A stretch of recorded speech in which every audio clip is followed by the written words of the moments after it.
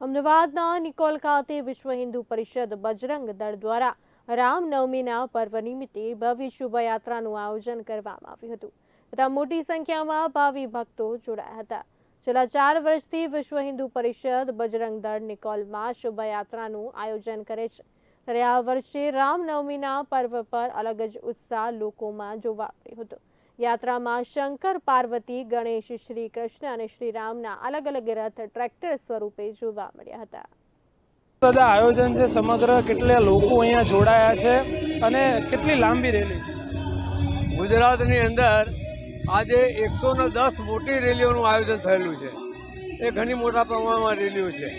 એવી રીતે ગામે ગામે અલગ અલગ જગ્યાએ પણ આજે ભગવાન શ્રી રામનો જન્મદિવસ અને અયોધ્યાની 22 તારીખ પછી આ પહેલો જ કાર્યક્રમ છે, એટલે ગામે ગામે આ કાર્યક્રમો દરેક જિલ્લાની યાત્રાઓ પણ નીકળશે અને મોટી યાત્રાઓ પણ।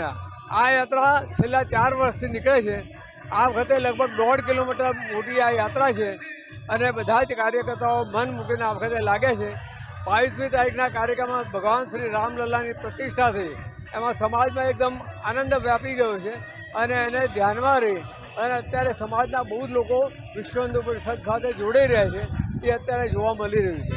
અને ભગવાન રામનું જ્યારે પ્રાગટ્ય થઈ ગયું છે, એમનું રામલલ્લાની મૂર્તિ પધરાઈ એનું એ થઈ ગયું છે, તો હવે ભગવાન રામના જીવનમાંથી આપણે પ્રેરણા લઈ અને સામાજિક સમરસતા નિર્માણ કરીએ એવી આપ સૌની અપેક્ષા છે। અને એટલા માટે અમે કાર્યકર્તાઓને વિનંતી કરીએ કે સમાજના બધા લોકોની અંદર જાઓ અને આવી યાત્રાઓ કાઢો। આપણે વાત કરીએ કે આટલા વર્ષોથી રામ મંદિરનું માત્ર એક સપનું જ હતું। આ વર્ષ એવું છે કે રામ મંદિર આ વખતે સ્થાપના રામ મંદિરની થઈ ગઈ છે, તો આ વખતની રામનવમીમાં કેવો ઉત્સાહ જોવા મળે છે અને દર વખત કરતાં કેવો અલગ માહોલ? 500 વર્ષનો સંઘર્ષ, 76 જેટલા યુદ્ધ અને 4 લાખ લોકોએ પોતાના બલિદાનો આપ્યા પછી આજે આ પરિસ્થિતિ આવી છે, એટલે એમ તો કહેવાય છે આ સરસ સુંદર અવસર આપણા માટે આવ્યો છે। સમાજના નહીં, માત્ર દેશના નહીં પણ વિશ્વમાં પણ જ્યાં જ્યાં હિન્દુઓ રહે છે ત્યાં આનંદમાં છે, વિભોર છે। અને દુઃખ ભર્યો દિન બીતે રે ભૈયા, સુખ ભર્યો દિન આવ્યો રે, રંગ જીવન મેં નયા લાયો રે। આ પ્રકારનું એક વાતાવરણ છે અને એ વાતાવરણનો લાભ હિન્દુસ્તાન મળશે, એમાં કોઈ શંકાના સ્થાન નથી। જોઈ શકો છો કઈ રીતે લોકોમાં એક અલગ જ પ્રકારનો ઉત્સાહ જોવા મળે છે, અલગ જ પ્રકારનો આનંદ જોવા મળે છે।